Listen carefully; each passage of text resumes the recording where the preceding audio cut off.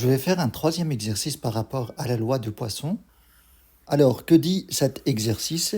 Dans un grand magasin, la variable aléatoire x présentant le nombre de tablettes vendues au cours d'une journée quelconque suit la loi de Poisson de paramètre 7. Les ventes d'un jour à l'autre sont totalement indépendantes par rapport à une journée au hasard. Calculez la probabilité de chacun des événements suivants.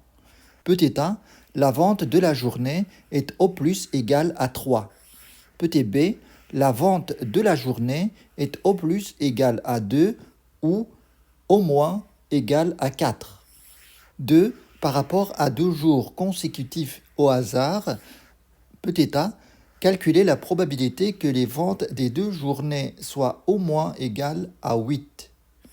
Petit b, calculer la probabilité de ne réaliser aucune vente sur les 2 jours consécutifs.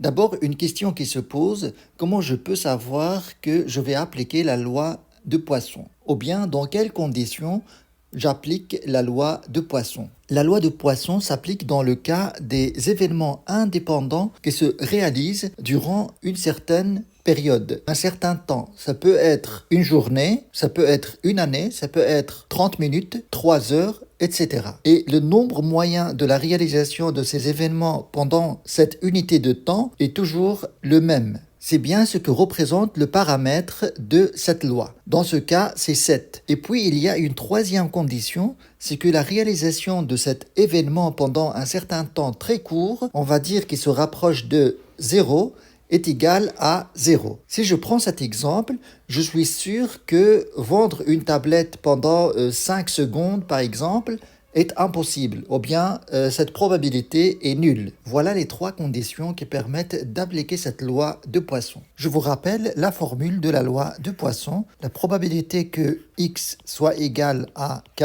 est égale à lambda puissance k sur k factoriel fois exponentielle moins lambda. Avec lambda, c'est la moyenne dans notre exemple, c'est 7. Et k, ça peut prendre des valeurs de 3, 2, 4, 8, etc. Alors, on va commencer avec cette première question. La vente de la journée est au plus égale à 3. Cette question peut être formulée de la manière suivante. La probabilité que x soit au maximum égal à 3, c'est-à-dire inférieur ou égal à 3. Et puisque la variable aléatoire x est une variable discrète, donc cette probabilité est égale à la probabilité que x soit égal à 0 plus la probabilité que x soit égal à 1 plus la probabilité que x soit égal à 2 plus la probabilité que x soit égal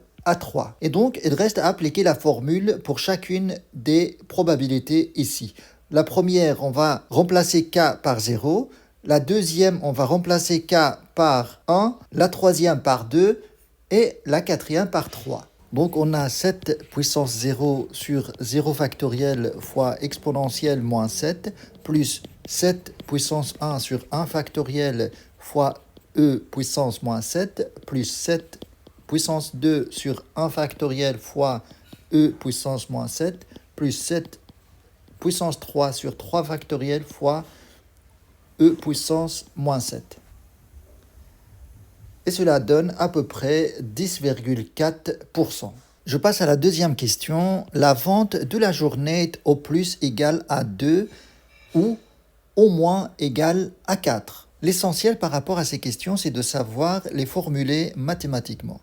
Alors, la vente de la journée est au plus égale à 2, c'est-à-dire au maximum. On peut écrire ça sous la forme suivante. La probabilité que x soit inférieur ou égal à 2. Ou on va le traduire par plus. Ou bien, la probabilité que au moins c'est minimum égale à 4.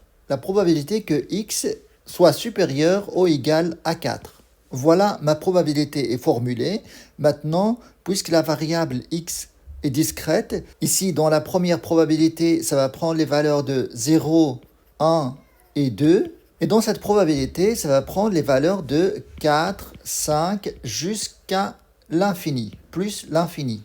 Alors, cette probabilité, c'est impossible de la calculer en tant que telle. Il faut la convertir par l'événement contraire. Et donc, on peut écrire la probabilité que x soit supérieur ou égal à 4 est égale à 1 moins la probabilité de l'événement contraire qui est x strictement inférieur à 4. C'est-à-dire, puisqu'on a une variable discrète, inférieure ou égale à 3. Et cette probabilité, on l'a déjà calculée dans la première question. Ce qui fait ici 1 moins 10,4%. 1 moins 10,4%. Ça fait 89,6%. Est égal à 89,6%. Il reste à calculer la probabilité que x soit inférieur ou égal à 2. Alors, si je reprends mon calcul ici, il suffit de diminuer ça. Et on va avoir la réponse de 5, on va dire 2. 5,2%. Donc ici, j'ai 5,2%. Et donc, la probabilité totale va être la somme des deux, 5,2% plus 89,6%, ce qui donnera une probabilité totale de 94,8%. On va passer à la question 2 par rapport à 2 jours consécutifs au hasard. Alors là, la moyenne de 7 ne va pas rester la même parce qu'on parle de 2 jours et non pas d'une seule journée. Donc la moyenne va être le double de 7 pour les 2 jours. Donc pour ces questions-là, on va prendre en compte le paramètre 7 fois 2, c'est-à-dire 14. On a un lambda qui est égal à 14. On va calculer la probabilité que les ventes des 2 journées soient, avec ENT, au moins égal à 8. On peut formuler cette probabilité de la manière suivante, la probabilité que x soit supérieur ou égal à 8.